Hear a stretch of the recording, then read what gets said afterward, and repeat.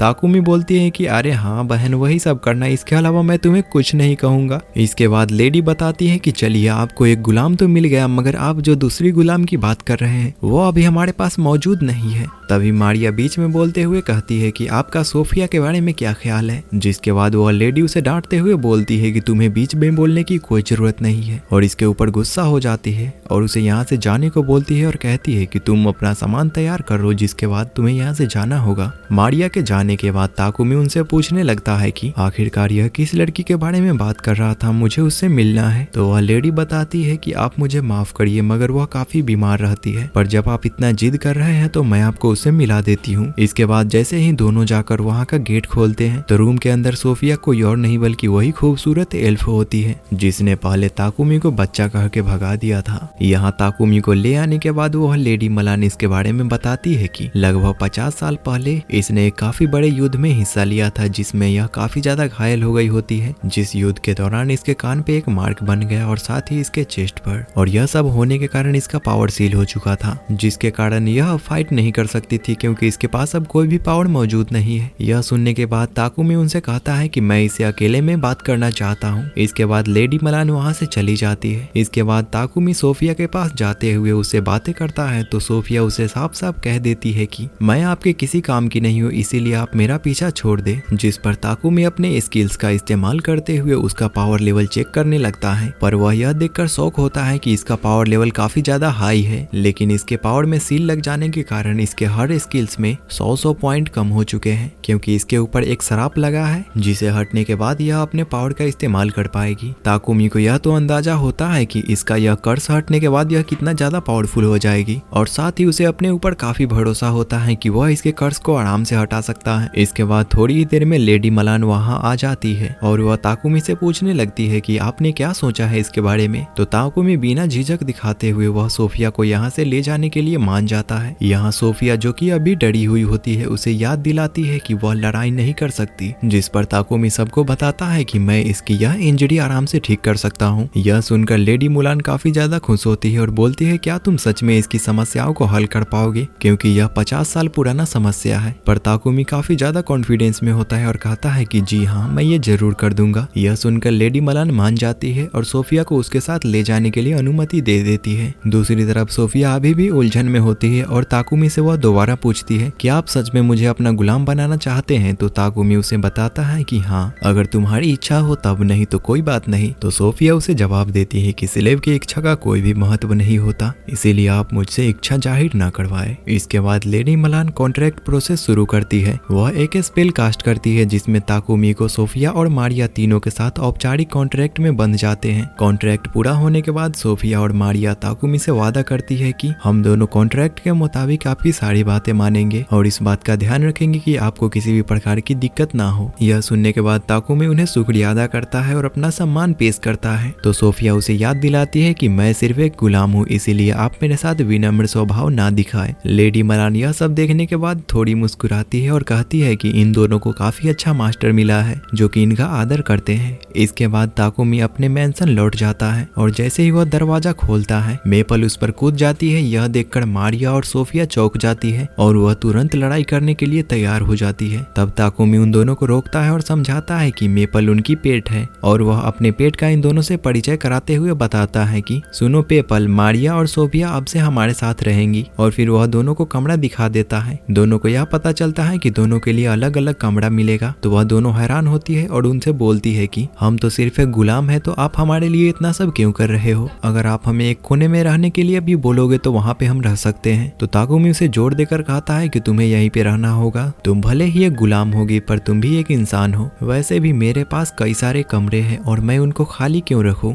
Takumi उनसे बताता है कि इस घर में एक बाथरूम भी है जिसे वे कभी भी चाहे तो इस्तेमाल कर सकते हैं। तो सोफिया उनसे कहती है कि तो आप पहले बात क्यों नहीं लेते? तो ताकुमी उससे बताता है कि मुझे कुछ काम है इसीलिए मैं जा रहा हूँ। इसके बाद मारिया और सोफिया दोनों नहाने के लिए चले जाते हैं, जहाँ मारिया कहती है कि लेडी मलान ने कभी भी आपको किसी के साथ नहीं भेजा, चाहे उन्होंने कितने भी पैसे क्यों न दिए हो, मगर उन्होंने मास्टर ताकुमी में ऐसा क्या देखा जो कि उन्होंने तुम्हें उसके साथ इतना आसानी से भेज दिया। इसका मतलब लेडी मलान ने भी ताकुमी को एक अच्छा मास्टर मान लिया है। पर सोफिया भी काफी चिंतित होती है क्योंकि उसने कॉन्ट्रैक्ट देखा था जिसमें कि ताकुमी के बारे में कोई भी जानकारी मौजूद नहीं होती है। वह इस बात से हैरान होती है कि ताकुमी आखिरकार कौन है। उसे यह बात अंदर से ही खल रही होती है कि ताकुमी जरूर ही अंदर से किसी बात को छुपा रहा है। इसके बाद दोनों नहाकर डाइनिंग एरिया में जाती है जहाँ ताकुमी ने पहले से ही इन दोनों के लिए खाना बना कर रखा था। तो मारिया यह देखकर काफी परेशान हो जाती है और ताकुमी से कहती है कि यह आपका काम नहीं था, यह मेरा काम था। जिस पर ताकुमी बोलता है कि यह तुम्हारा पहला दिन था, इसीलिए मैंने सोचा कि आज मैं ही खाना बना लेता हूँ। और साथ ही ताकुमी उन दोनों को खाने पे बुलाने लगता है। तो सोफिया यह देखकर हैरान होती है कि ताकुमी उन्हें साथ साथ खाने के लिए बुला रहा है। वह ताकुमी से पूछने लगती है कि आखिरकार हम सब तो गुलाम हैं, तो हम आखिरकार आपके साथ कैसे बैठकर खा सकते हैं। तो ताकुमी बोलता है कि अब तुम सब मेरे स्लेव नहीं बल्कि तुम सब मेरे अपने फैमिली मेंबर बन चुके हो, इसीलिए मैं तुम सबको अलग महसूस नहीं कराना चाहता। फिर इसके बाद अगले दिन का सीन दिखाया जाता है जहाँ ताकुमी पापेक से ऑर्डर लेने जाता है और वहाँ से लौटते वक्त रास्ते में उसे एक चर्च दिखता है जिसके अंदर जाने का वह फैसला कर लेता है और वहाँ पे वह एक गॉडेस की मूर्ति देखता है जो कि गॉडेस नोलेन की होती है।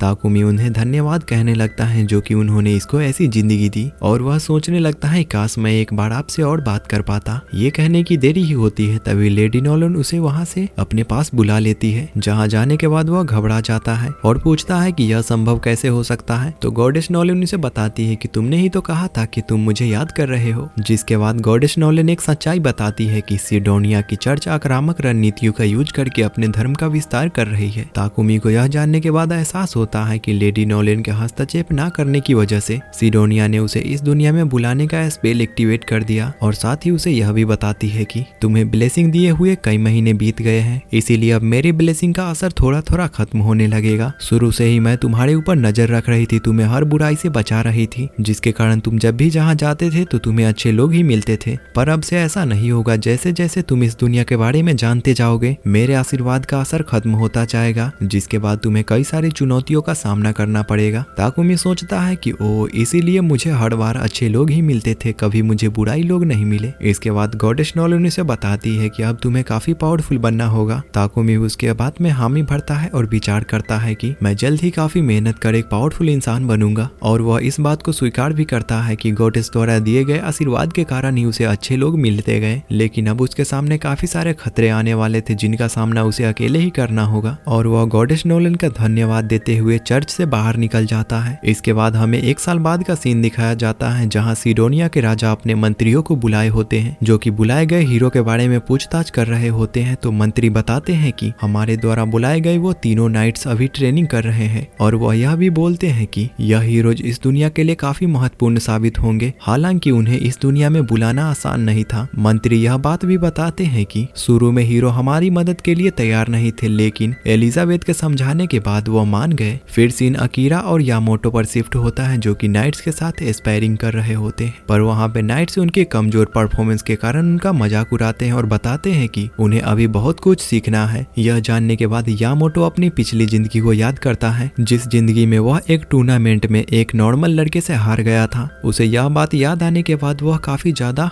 जोश में आकर ट्रेनिंग करने लगता है और धीरे धीरे नाइट्स का सामना करते हुए वह धीरे धीरे अच्छा प्रदर्शन कर रहा था और अपना सम्मान वापस ले रहा था। फिर इसके बाद दूसरी तरफ नाइट्स अकीरा से बोलते हैं कि तुम भी आकर ट्रेनिंग करो, लेकिन अकीरा मना कर देती है। वह कहती है कि उसे इसमें हिस्सा लेने की कोई दिलचस्पी नहीं है और वह वहाँ से जाने की कोशिश करती है। तभी वहाँ पे एलिजाबेथ उसे रोक लेती है और समझाती है कि यह लड़ाई कोई आम लड़ाई नहीं है बल्कि यह दुनिया को बचाने के लिए है। तभी दूसरी तरफ से अकीरा की मदद करने के लिए यामोटो उसे बोलता है कि तुम अपना कदम बढ़ाओ, मैं तुम्हारी रक्षा के लिए हमेशा आगे रहूंगा। लेकिन अकीरा उसकी बातों को नजरअंदाज करती है और एलिजाबेथ के जाने के बाद वह मन में सोचने लगती है कि यह औरत काफी खतरनाक लग रही है। फिर इसके बाद हमें ताकुमी को दिखाया जाता है जो कि अपने घर लौट रहा था काफी थका हुआ, क्योंकि उसने काफी ज्यादा मेहनत की होती है अपने काम के दौरान। और ताकुमी जैसे ही घर आता है थक जाने के कारण वह नीचे गिर जाता है, जिसकी मदद के लिए मारिया और सोफिया दौड़कर उसके सामने आती है और उसका सामान उठाने लगती है। लेकिन जब सोफिया वापस से एक बैग को उठाने की कोशिश करती है तो ताकुमी जल्दी से अपने मैजिक का यूज करते हुए उस बैग को अपने स्पेस बैग में रख लेता है। यह देखकर सोफिया काफी ज्यादा शॉक होती है और उसे शक होने लगता है कि जरूर मास्टर हमसे कुछ छुपा रहे हैं। जिसके बाद ताकुमी भी उस पोटली को छुपाने के लिए अपने वर्कशॉप में चला जाता है। सोफिया चुपके से उसका पीछा करती है और देखती है कि वह एक चाकू से किसी अजीब ही लिक्विड में उस चाकू को डुबाकर अपने हाथों पे इस्तेमाल कर रहा था। यहाँ ताकुमी जो चीज का यूज कर रहा था वह एक हीलिंग पोशन था जो कि अपने बॉडी को डैमेज देकर वह अपने आप के लेवल को बढ़ा सकता था। मगर ताकुमी की इस तरीके की हरकत देखकर सोफिया को कुछ शक होने लगता है और वह कुछ गलत ही सोचने लगती है। उसे ऐसा लगता है कि ताकुमी मारिया को मारने का प्लान बना रहा है, इसीलिए यह जानने के बाद उसको अपने ऊपर कोई कंट्रोल नहीं रहता और वह गेट खोलते हुए ताकुमी के सामने आते हुए उसे बोलने लगता है कि अगर तुमने मारिया को मारने की कोशिश की तो मैं तुम्हें जिंदा नहीं छोड़ूंगी। और वह यह कहने के बाद बेहोश होने लगती है क्योंकि उसने अपने फ्रेंड के बारे में कुछ ज्यादा ही सोच लिया था, जिसके कारण उस पे लगा हुआ श्राप उसके ऊपर हावी होने लगा था और वह वहीं पे बेहोश हो जाती है। यह देखने के बाद ताकुमी भी समझ चुका था कि सोफिया ने कुछ ज्यादा ही सोच लिया, जिसके कारण वह बेहोश हो गई। मगर उसे अभी भी यह बात समझ में नहीं आ रहा था कि आखिरकार सोफिया किस चीज के बारे में इतना ज्यादा सोच रही थी। मगर वह बिना देरी किए हुए सोफिया के ऊपर अपने मैजिक का यूज करने लगता है ताकि उसके कर्ज को खत्म कर सके। उसका कर्ज कुछ ज्यादा ही पावरफुल होता है, जिसके कारण यह प्रोसेस काफी ज्यादा स्लो हो जाता है। लंबे समय के बाद काफी ज्यादा पावर यूज करने के बाद आखिरकार उसने सोफिया को ठीक कर दिया था। यह प्रक्रिया करने के कारण ताकुमी का लाइट मैजिक का लेवल बढ़ जाता है। इसके बाद ताकुमी सोफिया को उसके कमरे में ले जाता है। इसके बाद वह मारिया से पूछता है क्या सोफिया पहले से भी ऐसे बेहोश होती थी। तो मारिया बताती है कि ऐसा तभी होता है जब ये काफी ज्यादा थक गई हो या फिर कुछ ज्यादा ही टेंशन लेती हो। और वह अपने दोस्त की इस तरह से हालत देखकर वह भी काफी ज्यादा चिंतित होती है। यहाँ पे हालांकि ताकुमी ने इसके कर्ज को खत्म कर दिया होता है, मगर यह अभी भी अंदर से काफी कमजोर होती है। इसीलिए उसके ऊपर वह हील मैजिक का यूज करने लगता है, जिससे सोफिया का पूरी तरीके से बॉडी हील हो जाता है और उसके शरीर पे जितने भी कटे फटे के निशान होते हैं वह भी खत्म हो जाते हैं और वह पहले से काफी सुंदर हो गई होती है। इसके बाद ताकुमी मारिया को कहता है कि तुम इसका ध्यान रखना और वहाँ से चला जाता है। फिर कुछ समय के बाद सोफिया का नींद टूटता है और वह अपने आप को कमरे में पाकर काफी हैरान होती है और मारिया से पूछती है कि क्या वह ठीक तो है ना। तो मारिया भी हाँ में जवाब देती है और बोलती है कि सोफिया तुम ठीक तो हो ना। तो सोफिया बोलती है कि हाँ मैं ठीक हूँ, मगर मैं पहले से काफी अच्छा महसूस कर रही हूँ। ऐसा लगता है कि मेरा कर्ज भी खत्म हो गया है और मेरा पावर लेवल बढ़ गया है। और वह मारिया से पूछने लगता है कि मुझे किसने बचाया। तो मारिया उसे बताती है कि आपको हमारे मास्टर ताकुमी ने पूरी तरीके से ठीक कर दिया है। यह सोचने के बाद उसको अपने ऊपर शर्म आने लगती है और वह पिछली गलतफहमी को याद करती है जब उसने ताकुमी के ऊपर गलत ही इल्जाम लगाया था। पर यहाँ पे मारिया काफी मुस्कुराते हुए ताकुमी को थैंक यू बोलती है और बोलती है कि ताकुमी सर काफी अच्छे इंसान है जिन्होंने अपने पावर का इस्तेमाल करते हुए मेरे दोस्त को ठीक कर दिया। इसके बाद मारिया सोफिया को एक ऐनक देती है, जिसमें अपने आप को देखने के बाद सोफिया काफी हैरान होती है क्योंकि उसका जो कटा फटा का निशान था वो खत्म हो चुका था। यह सब जानने के बाद वह कुछ देर के बाद ताकुमी से मिलती है और बोलती है कि आपने मुझे ठीक क्यों किया और आप उस कमरे में क्या कर रहे थे।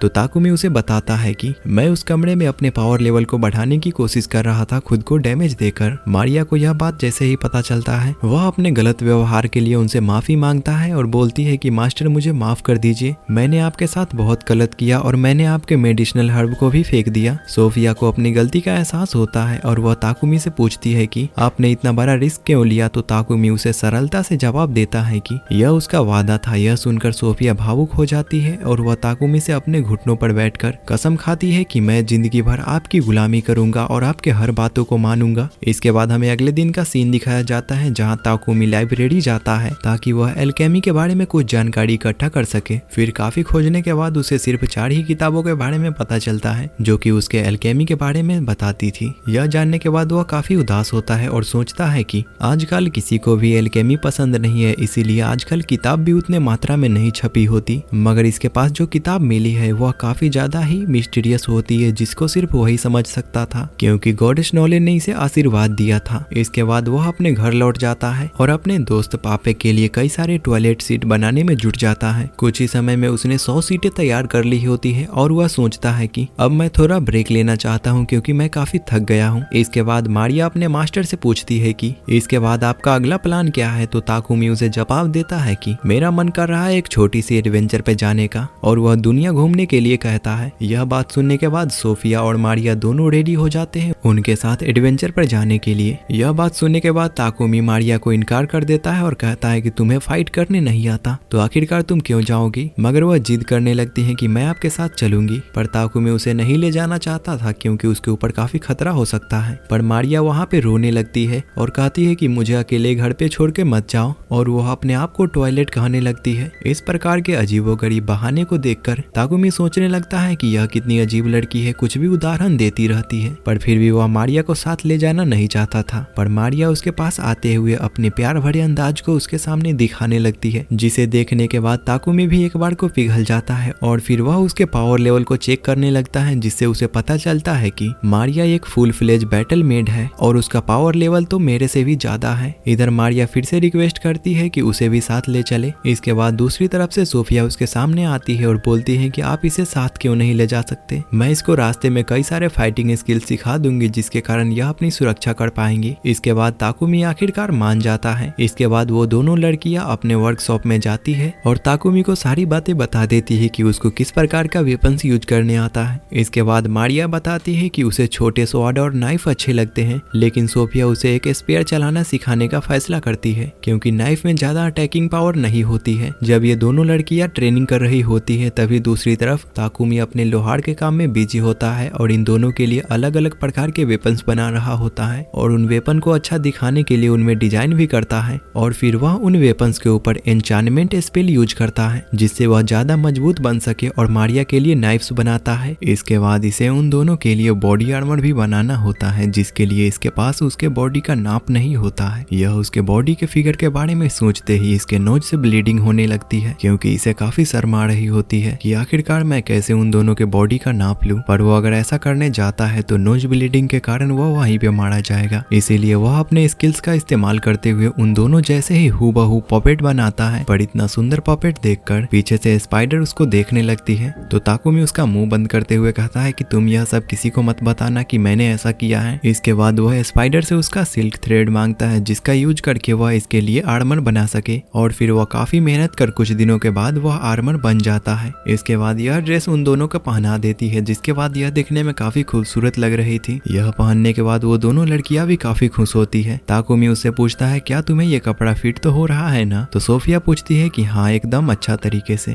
मगर आप मुझे एक बात बताइए, आपको हमारे नाप के बारे में कैसे पता चला? तो ताकुमी बहाना बनाते हुए कहता है कि ये मेरी इमेजिनेशन के कारण हुआ और वहाँ पे मेपल सबको बताने ही वाली होती है। तभी ताकुमी उसका मुंह बंद कर देता है क्योंकि अगर यह उसे सच्चाई बता देती तो यहाँ पूरा मामला बिगड़ जाता। फिर इसके बाद दूसरी तरफ मारिया अपने वेपन्स को चेक करती है जो कि आसानी से उसका यूज कर पा रही थी जिसके कारण वह काफी खुश होती है। इसके बाद वह तीनों एडवेंचर गिल्ड पहुंचते हैं ताकि मारिया और सोफिया का रजिस्ट्रेशन हो सके। इसके बाद ताकुमी तीनों को अपने ही ग्रुप में रजिस्टर करवा देता है। काउंटर वाला बंदा ताकुमी से बोलता है कि आपको 1 महीने हो चुके हैं इस गिल्ड में ज्वाइन हुए, आपको जल्दी से एक मिशन कंप्लीट करना होगा ताकि आप इस गिल्ड में बने रहे। इसके बाद ताकुमी जल्दी से जाकर नोटिस बोर्ड पर एक मिशन चुनने के लिए जाता है। तभी दूसरी तरफ से कुछ मोटे लड़के आकर मारिया और सोफिया को बोलने लगता है कि तुम क्या इस कमजोर लड़के के साथ जा रही हो, तुम हमारे ग्रुप में ज्वाइन हो जाओ क्योंकि हम बी रैंक वाले हैं जो कि तुम्हारा अच्छा से ध्यान रखेंगे। तभी वह मोटू लड़का सोफिया को छेड़ने के लिए आगे आता है जिसे ऐसा करता देख ताकुमी उसके सामने आ जाता है, मगर ताकुमी उस लड़के को देखकर अंदर से काफी डर गया होता है, मगर वह सोच लेता है कि किसी भी हालत में वह अपने इन दोनों दोस्तों को बचा के ही रहेगा। तभी वो मोटा लड़का बोलता है, ओए बच्चे सामने से हट जा नहीं तो तेरा कीमा बना दूंगा। पर ताकुमी बोलता है कि पहले तू हट मोटे, जिस पर वह मोटा गुस्सा होकर ताकुमी के ऊपर अटैक करता है, मगर ताकुमी अपने पूरे बॉडी को डायमंड में कन्वर्ट कर लेता है जिसके कारण उसका हाथ टूट गया होता है जिससे वह काफी दर्द में होता है। यह सब देखने के बाद उसके दोनों बंदे गुस्सा होते तभी वहाँ पे गिल्ड मास्टर आ जाते हैं और बोलते हैं कि यहाँ पे यह सब क्या हो रहा है,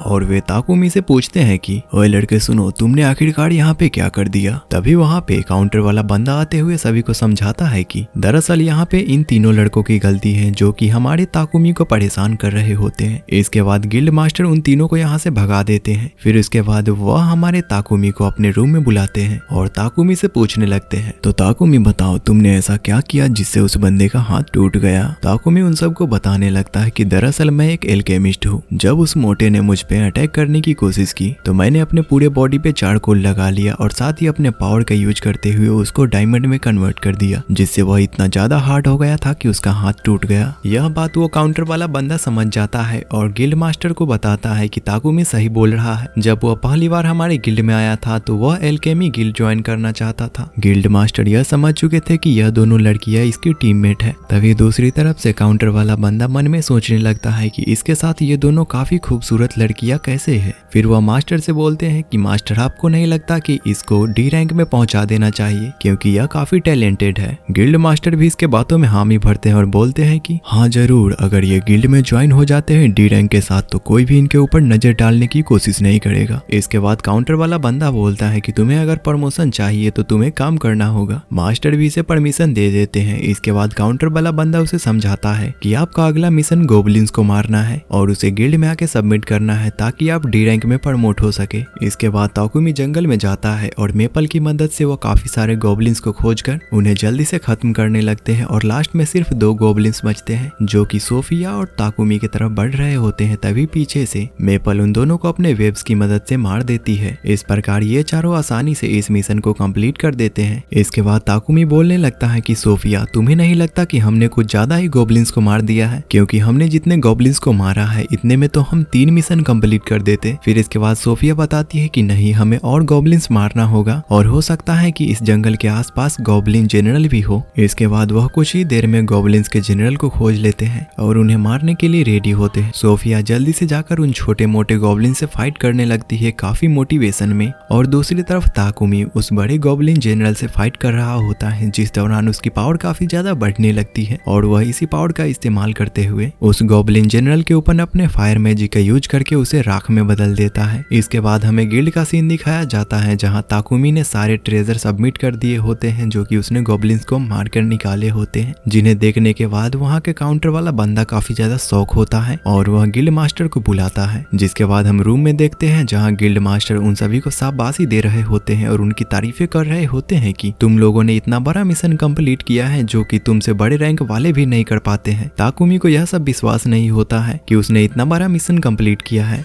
और तभी गिल्ड मास्टर ताकुमी को कुछ बोलने ही वाले होते हैं। तभी स्पेस बैग से वहाँ मैपल आकर उसे एक जोरदार किक मारती है जिससे वह नीचे गिर जाते हैं और यहाँ पे मैपल का बॉडी पूरी तरीके से ट्रांसफॉर्म हो चुका था, यानी कि वह विकसित हो चुकी थी, जिसे देखने के बाद मारिया काफी खुश होती है और उसे गले मिलने लगती है। तभी दूसरी तरफ से गिल्ड मास्टर बोलते हैं कि अब ये कौन लड़की है, तुम्हारा टीम तो काफी शानदार है। इसके बाद काउंटर वाला बंदा बोलता है कि ताकुमी सर, आपका रैंक अब से ई होगा और इन दोनों लड़कियों का एफ रैंक, यानी कि आप इन गिल्ड में से सबसे पावरफुल बंदों में से एक माने जाएंगे, जिससे यह सभी काफी शौक होते हैं। इसके बाद गिल्ड मास्टर इन सभी को जाने के लिए बोलते हैं। इसके बाद हमें ताकुमी के घर का सीन दिखाया जाता है जहाँ ताकुमी अपने वर्कशॉप में होता है। तभी वहाँ पे मारिया आती है जो कि काफी शर्मा रही होती है और वह ताकुमी को कुछ डिजाइन दिखाते हुए उसके लिए वह कपड़ा मांगने लगती है ताकि वह अपने लिए ड्रेस बना सके। तो ताकुमी उसे समझाने लगता है कि यह ऐसे नहीं होता है और फिर वह उसके लिए कुछ अलग ही डिजाइन बनाता है, जिसे देखने के बाद मारिया काफी ज्यादा एक्साइटेड हो जाती है और बोलती है कि आपको एक ऐसा ही सेट बनाना चाहिए। तभी वहाँ स्पेस बैग से मेपल आती है जो कि ताकुमी को बताती है कि पापेक यहाँ पे आ चुका है मगर वह बेहोश हो गया था, इसीलिए मैंने उसे रूम के अंदर रखा है। ताकुमी जब उसे देखने जाता है तो वह देखता है कि यह तो बेहोश है क्योंकि पापेक ने मेपल को नए अवतार में देख लिया, इसके कारण वह बेहोश हो गया। इसके बाद जब पापेक होश में आता है तो वह ताकुमी को बताता है कि शहर के शासक मार्की गॉडविन आपसे मिलना चाहते हैं क्योंकि आपने जिन भी वस्तुओं को बनाया है वह काफी शानदार है। पर यहाँ पे ताकुमी भी हिचकिचाते हुए हाँ कह देता है और वह कुछ दिनों के बाद जब वह गॉडविन से मिलता है तो उसे पता चलता है कि यह सच्चा ईमानदार और काफी अच्छा आदमी है क्योंकि यह उन सभी इंसानों की इज्जत करता है जो कि इसके सिटी के लिए योगदान देता है, क्योंकि ताकुमी ने वह प्यूरिफिकेशन टॉयलेट बनाया था और साथ ही गॉब्लिन जनरल को मारा था, जिसके लिए गॉडविन इसे थैंक यू कहते हैं। लेकिन वह ताकुमी को चेतावनी देते हैं कि होली सिडोनिया एम्पायर को अगर तुम्हारे बारे में पता चल गया तो वे तुम्हारे पीछे जरूर पड़ जाएंगे और तुम अपना आगे से ध्यान रखना। यहीं पे ये दोनों काफी अच्छी तरीके से बात करते हैं। फिर इसके बाद ताकुमी थका हुआ अपने घर लौटता है और जैसे ही घर लौटता है तो मेपल उसे सॉफ्ट फैब्रिक देती है। तभी उसे याद आता है कि उसे मारिया और सोफिया के लिए अंडरवियर बनाना था, जिसके कारण उसकी एनर्जी वापस से आ जाती है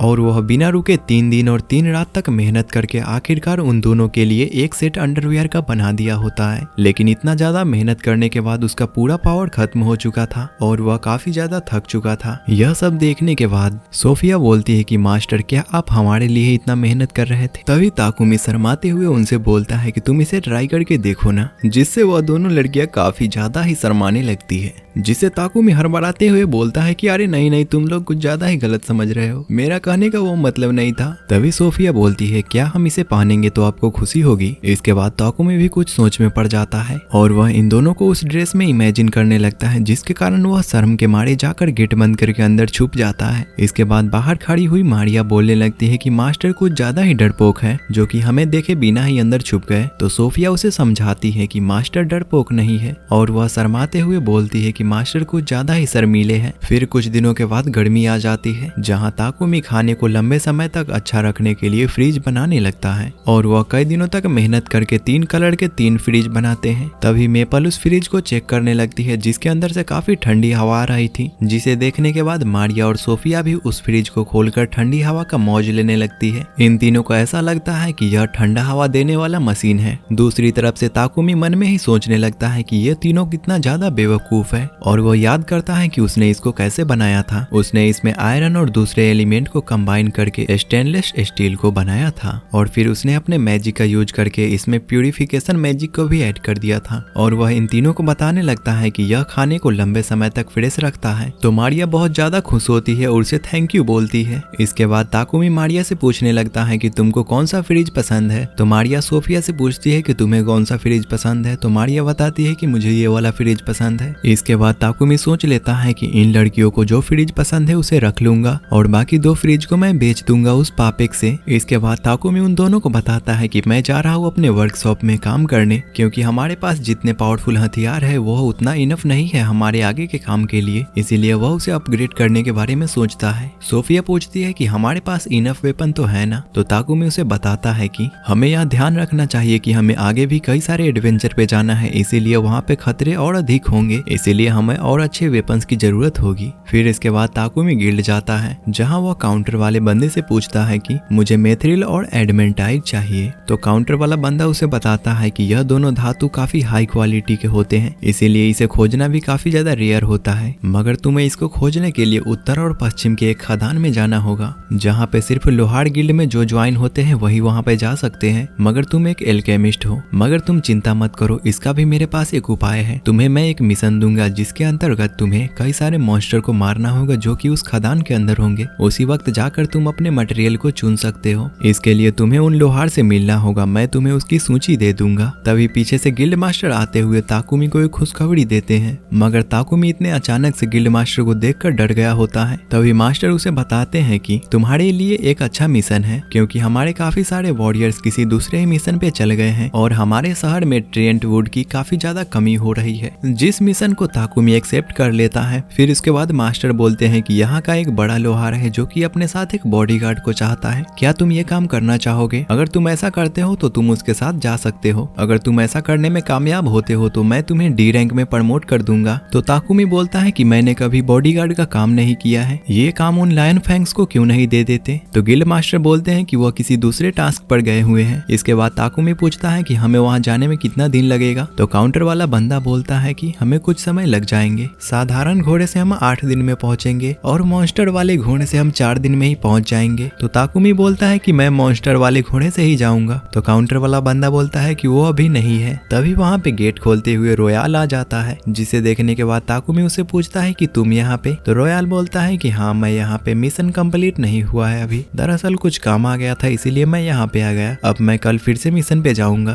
ताकुमी उससे पूछता है क्यों ना तुम मेरे साथ चलो, आज मेरे घर पे ही रहना, तुम वहाँ पे नहा के अच्छे से फ्रेश होके कल चले जाना। रोयाल भी उसके बातों में हामी भरता है और चलने के लिए रेडी हो जाता है। ताकुमी रोयाल से कहता है कि मैं अभी कुछ काम के लिए कहीं पे जा रहा हूँ, इसीलिए मैं तुम्हें अपना घर का पता दे देता हूँ और फिर आने के बाद दोनों मिल के नहाएंगे। तो रोयाल बोलता है कि जब तुम जा ही रहे हो तो मैं भी तुम्हारे साथ चलता हूँ। इसके बाद दोनों मिलकर पापे के पास जाते हैं, जहाँ जाने के बाद ताकुमी पापे को सारी बातें बता देती है कि उसे मॉन्स्टर घोड़े की जरूरत है। तो पापे उसे कहता है कि मेरे पास मॉन्स्टर घोड़े हैं जो मैं तुम्हें दे सकता हूँ, क्योंकि तुमने मेरी काफी मदद की है, मगर तुमसे मेरी रिक्वेस्ट है जब तुम खदान में जाओगे तो मेरे लिए भी कुछ आइटम रख लेना। ताकुमी इसके लिए हाँ कहता है और बोलता है कि मैं जरूर तुम्हारे लिए कुछ लाऊंगा। पापे उससे कहता है कि तुमने ये जो फ्रिज बनाया वो काफी अच्छा है, इसीलिए तुम मुझे एक और बना के दे सकते हो क्या? तो ताकुमी बोलता है कि हाँ। फिर से शिफ्ट होता है और हमें ताकुमी के घर का सीन दिखाया जाता है, जहाँ पे सोफिया ताकुमी का इंतजार कर रही होती है, क्योंकि ताकुमी इतना देर होने के बाद भी यहाँ पे नहीं लौटा होता है, इसीलिए उसे काफी फिक्र होती है कि ताकुमी कहीं किसी खतरे में तो नहीं पड़ गया। इसके बाद हमें रात का सीन दिखाया जाता है, जहाँ ताकुमी और रोयाल पापे के घर से आ रहे होते हैं, क्योंकि उन्होंने वहाँ पे काफी सारे बातें की थी। यहाँ ताकुमी रोयाल से बोलता है कि तुम पहले से ही थके हुए थे और मैंने तुम्हें और थका दिया। वो दोनों ऐसे ही कल के मिशन के बारे में बात करते हुए चल रहे होते हैं, तभी उनके सामने कोई नकाबपोश आ जाती है जो कि इन दोनों को ही देख रही होती है, जिससे रोयाल तो काफी ज्यादा घबरा गया होता है और सोचने लगता है कि मैंने तो अभी हथियार भी नहीं लाया है और मैं ताकुमी का कैसे रक्षा करूंगा। और वह काफी घबराने लगता है और तभी वो नकाब पोश उसके ऊपर अटैक करने को बढ़ती है। और इसी के साथ यह एपिसोड एंड होता है। तो गाइज वीडियो कैसी लगी कमेंट करके जरूर बताएं। अगर आप चाहते हैं कि इस एनीमे का नेक्स्ट एपिसोड में जल्द ही लाऊं तो वीडियो को लाइक एंड चैनल को सब्सक्राइब करना ना भूले। तो मिलते हैं किसी न्यू वीडियो में, तब तक के लिए बाय।